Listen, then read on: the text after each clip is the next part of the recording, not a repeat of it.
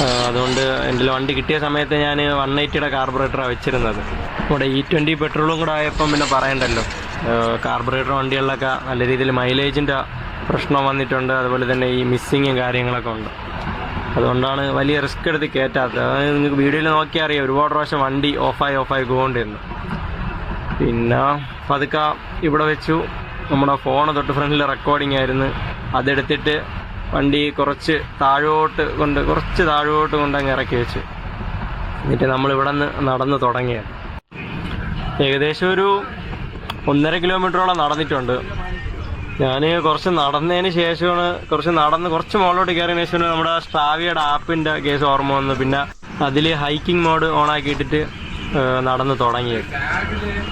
ഇവിടെ വരുമ്പോൾ തന്നെ ചെറിയൊരു സൗണ്ട് കേൾക്കും കേട്ടോ. ആദ്യമായിട്ട് വന്നപ്പോൾ ഞാൻ പേടിച്ച് ആ ഒരു സൗണ്ട് കേട്ടിട്ട് നമ്മുടെ ഈ പാമ്പൊക്കെ ചീറും കണക്ക് ഇങ്ങനത്തെ ഒരു സൗണ്ട് കേൾക്കും.